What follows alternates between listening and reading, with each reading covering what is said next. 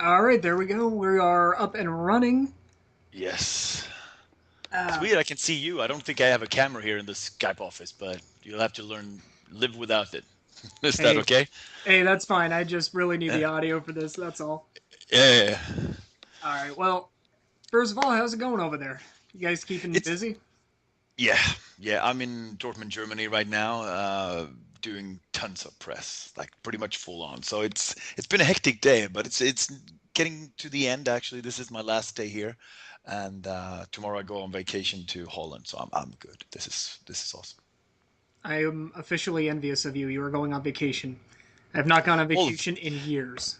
now, this is my only thing. I go to the Roadburn Festival in Tilburg, Holland. It's just fucking one of the best festivals there is, and it's going to be incredible. Really looking forward to it. I still envy you. You're going on vacation. You're going to go to a festival, neither of which I have gone on years. Usually, I only work at festivals, but it's not like that. It's that much hard work either. So yeah. Yeah. All right. Well, Yeah. let's just get right to this. The first thing I want to ask the recent video that you put out. This actually kind of confused me. It says that this is sort of a rebirth of Dark Tranquillity. How is it a rebirth? You guys are like the Doctor Who of metal. Almost every other album, it's like you're a completely different sound. What Yeah, does that mean? How are you guys being reborn? I don't know. I guess for us, like a small change, is big news for us. Um, we um, we changed a lot of things when we wrote this album. We changed a lot of things in the attitude towards the music and the way that we thought about our songs. And for doing this same thing for 20 years, this was a big deal for us. So it really felt like we were rediscovering, how to write and how to be a band and how to construct songs and stuff. And that kind of got us into this new creative mode that we haven't really felt in a while. And I think that's the rebirth part. This kind of new sense of creativity. That we're really excited about. Oh, I noticed that in the artwork too. You guys are definitely departing from the usual Dark Tranquillity artwork style there. Yeah, a little bit, but it's actually more. It's more what Nicholas really does.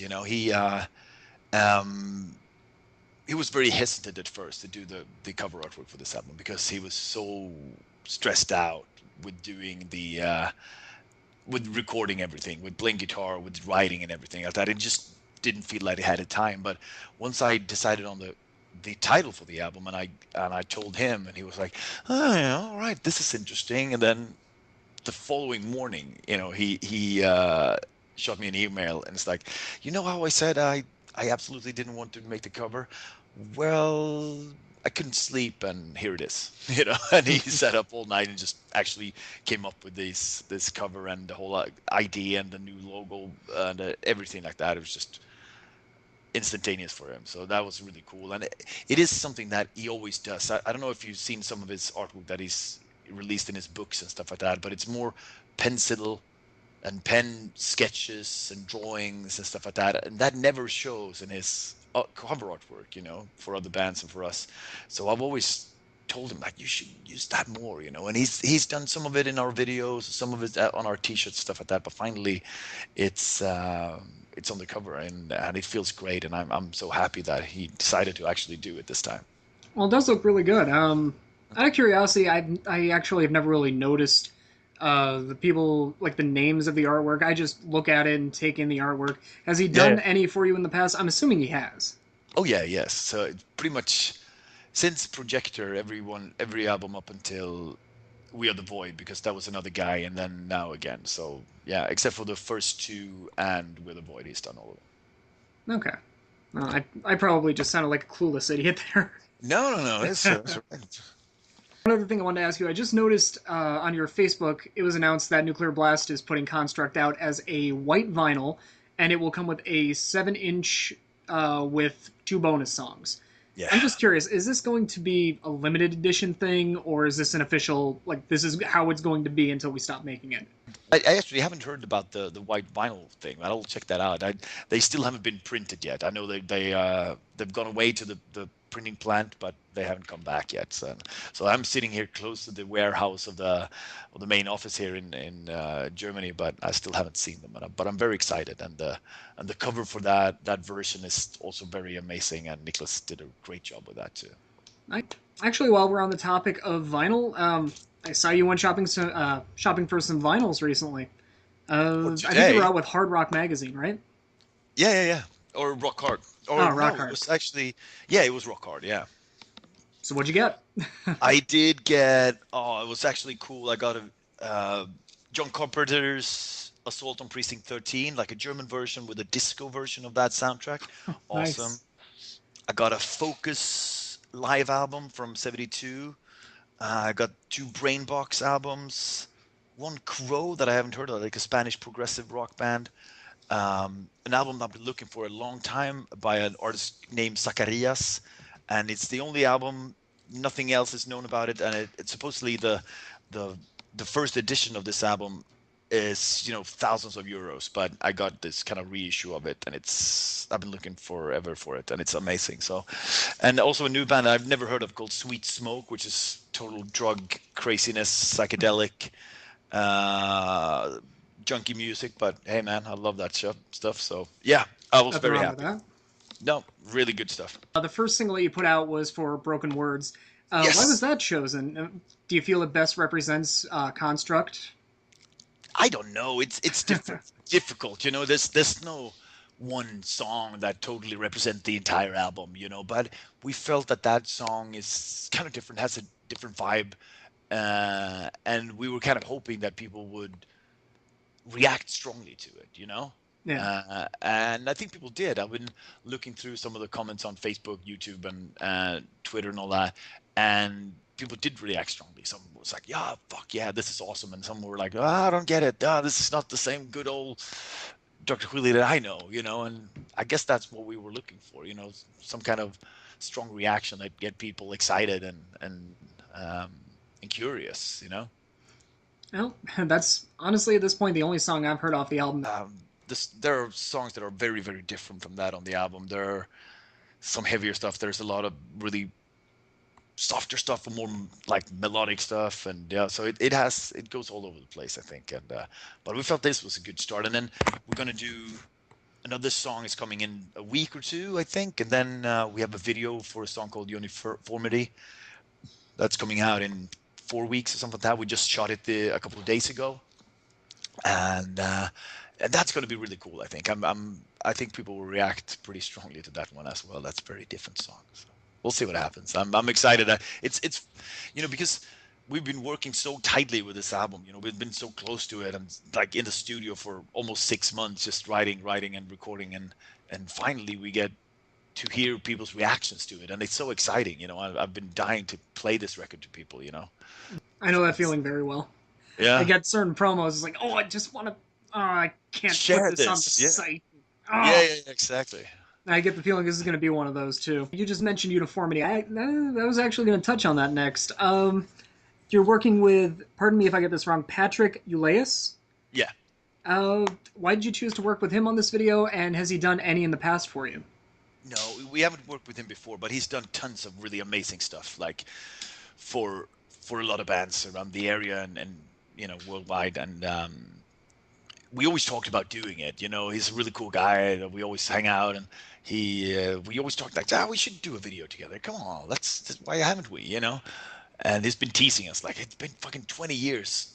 We should work together, and finally we did. And it actually we didn't really know what to do. I mean, he's done some really over the top videos, like for Timmy Borgir and bands like that. Really, really crazy expensive stuff. But we wanted something kind of straightforward and honest and real. So we basically just shot some of some and we let him kind of do the rest. So we're really excited to see what he comes up with. We have no idea, but I trust him to make the most out of it.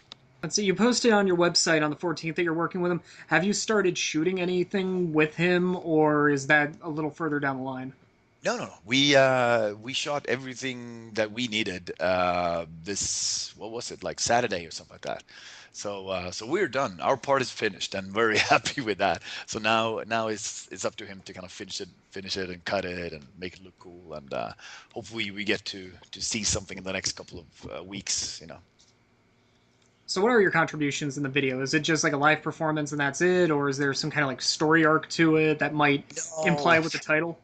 no. I think whenever you try to do kind of story videos, I don't know, you end up looking like a cheap TV show or a bad horror movie or something like that. So we're always kind of scared of doing something like that. So this is, at least our part is basically performance. We just play the song and get into it and try to look the part. I was looking at some of the song titles, and to me, it just seemed like there was some kind of uniform theme, or maybe even a concept, a construct. Is there? I wouldn't say a concept, but there's a theme. I would say, it deals with kind of rational thought. It deals with atheism and skepticism and just the trying to kind of overcome your bias and overcome your um, all the baggage of all your experiences in order to actually see things for what they truly are and try to be um, basically rational, and not blindly believe in everything that you see and hear. And so it's and that's always for me kind of a source of inspiration and frustration. And whenever get angry, at the world and at things that goes on in the world, I tend to kind of focus more, and it kind of sharpens my mind to write, and I get inspired to write. So I always have my little sketchbook with me, and I try to write things down that bother me and make me angry, and eventually I'll stand in the studio and scream about it, and that makes me feel a whole lot better. That's, I mean, that the overall theme, I guess, is just this notion that we should realize that we're not perfect and our experiences are not what we think they are, and we should try to see things way more clearly than we do. And yeah, this kind of skeptic way of thinking is something that I've been getting into lately and over the last couple of years, and just things irritate me more now than ever, I think. Yeah, there's a lot going on too. Yeah. I just wake up every day anymore and just go, oh, how am I going to hate humanity at this point? And for me, I don't want to be too bitter about it. I don't want to be upset all the time about it, but it does inspire me to do better myself, and I don't Yeah. want to, it's like, and I'm so happy that I have this kind of output. It's like if I write it and scream about it, I actually feel makes me feel better, and it inspires me to overcome this in myself, like this really stupid things that we all do, and that is very very human, I guess, to do. And just as long as I could like acknowledge it in Right. myself, and then it makes it easier to kind of move forward and to make the right choices and the right decisions and stuff. It's always good to have some kind of outlet. Yeah. Oh yeah. Oh yeah. Since we're on the topic of things that kind of aggravate you, I'm not sure if this aggravated you, but I know back in February a press release was sent out that Dark Tranquillity and Daniel parted ways. Yeah. I'm not going to pry into it. I don't know if there's anything more than what was in the press release. It's none of my concern. No. But I'm just curious, has it impacted the band in any way or the recording of Construct? No, not really. I mean, it was something that was coming for quite some time. We felt that Danny was not really 100% there. We needed, to be 100% focused on the band, and what was going on, especially the tough time we had kind of getting started with this album. And we felt like, he wasn't that interested in being there, and I think he needs to be kind of a band leader in whatever he does. He wants to play guitar, he wants to be the guy in charge, and that's pretty hard in our band, with the five of us being in the band for more than 20 years, or at least four of us. And that's kind of hard to get into. And I think at first it felt good, but then after a while he realized that this is not working, and we told him like, really, is this really what you want to do? And he was like, ah, perhaps it isn't, you know, and he wants to focus on other things. And so we actually didn't affect the songwriting at all. We had just started writing, and the thing that changed was that now we were sitting there, it's like, okay, we don't have a bass player, who should play? And if the natural solution was to have Martin play bass, you know, he was sitting right there, and we were like, of course you should play. And you know, and he hasn't played bass in the band since '99, but it just made perfect sense to do it, and he was so glad to kind of pick it up again and get into it, and he did a fantastic job. Yeah, I was actually wondering who played the bass on the album, so it was yeah, him. yeah. He is doing it. So it's Martin. Yeah, yeah, yeah. Okay. Are you guys eyeing up any potential replacements, or are you just going to use a session basis for all? Because I know you got some tour dates coming up, some festivals. Yeah, we do, and yeah, we're going to go with a session member for the time being, and just wait out, like take it easy. You know, we don't want to rush into anything and get a new steady member, so we'll take it easy for a while at least. I know you guys just signed up for the 70,000 tons of metal. Are you guys excited to head out on these festivals? Oh yeah, it's gonna be fun. You know, it's really really cool. But I think most of all, we are looking forward to starting proper touring, and we are right now working on like finalizing all the dates for the American tour that starts late September, and if all goes well, it's going to be a fantastic package. We have some fantastic bands that we're going to bring with us, and so I'm extremely excited about it. It's going to be the best lineup that we've kind of put together, I think, and we should be able to kind of make that official in the next couple of weeks, you know, and hopefully people will come out, and it's going to be exciting to play these new songs and come up with a new set and make a cool new show for everybody, you know. So you can't really release any of the band names of, the No, people you're heading out with? Oh, man. I wish I could actually.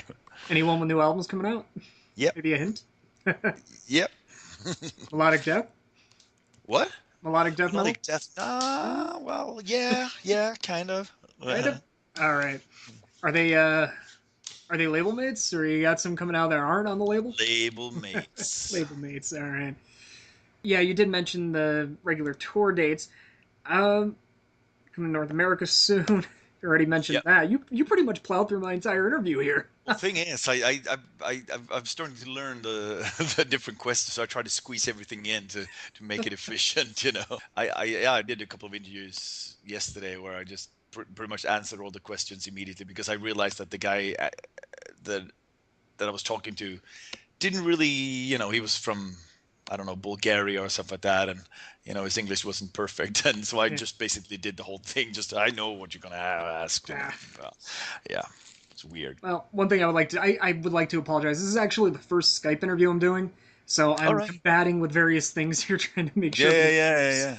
But Skype is good. I've been doing Skype interviews like from home before, and it's actually, I think it helps to speak with a headset to kind of focus you a little bit more. And I'm Yeah. sitting here with a regular old-fashioned telephone in Germany, and it's not the same. I like the headset, and I've been doing like video Skype interviews as well, and it actually it's better. It's a, you know, the face-to-face stuff I much would prefer. You guys are considered, don't know if I could say pioneers of the style, but you were definitely there at the forefront of the whole Gothenburg style.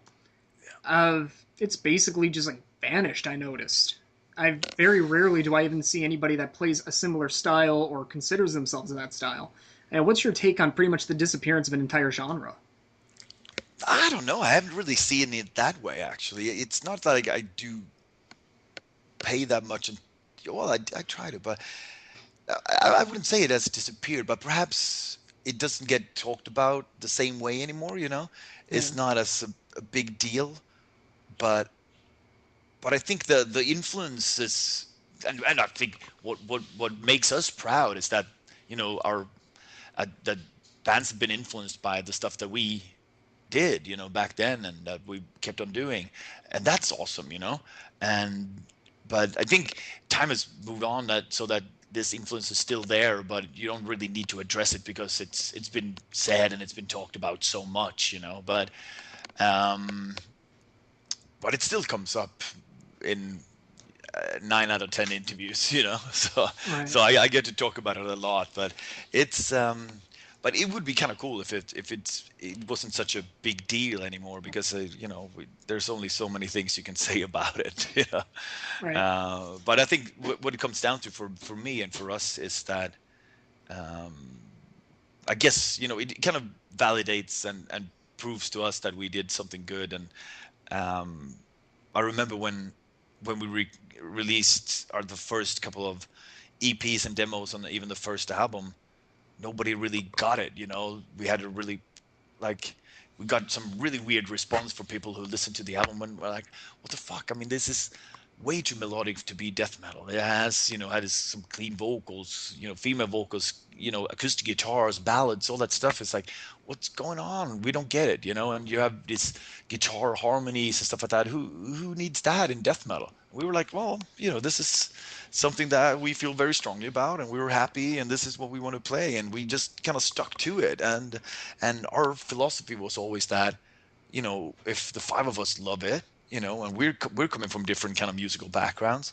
but if the five of us can agree that this is good, then probably there will be others out there who will enjoy it, you know. And so we just, you know, kept doing it, and eventually things happened and people got into it, and it was all right, you know.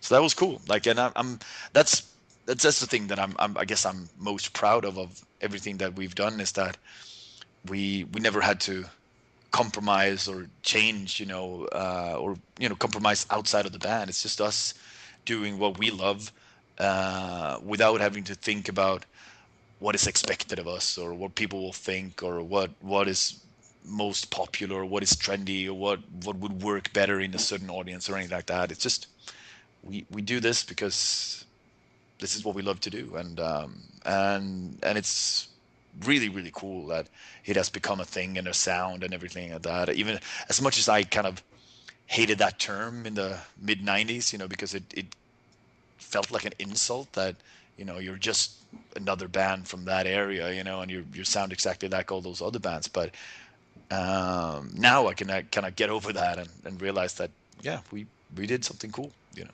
I don't even know what more to ask at this point. All Do right, you have man. anything you want to say? No, I'm just, you know, I'm really, really happy that, you know, with this album, we're incredibly proud of it. And it's going to be a blast just getting out there. So, you know, for everybody's listening and reading this, like, check out our webpage and our Twitter and Facebook and all that stuff. We're going to release some new songs there up until the release. The video's coming out in a few weeks, and you'll be good and ready for the release on the 28th, I think, of May. And Yeah, I think so. yeah, then you have plenty of time to get into the album before we come over and play for you in September. Thank you very much for your time. I have been a Hey, huge thank you. Dark Tranquillity fan for years, so this is actually a huge honor for me. Awesome, man. Thank you. And like I said, I'll definitely see you guys out on tour. And I You hope bet. everything works out with Construct and everything else you have going on. Thank That you. video I expect to kick ass. It will. I think so. All right. Sweet, man. Take care. See you, Yep. man. You too. Have a good day. Bye bye.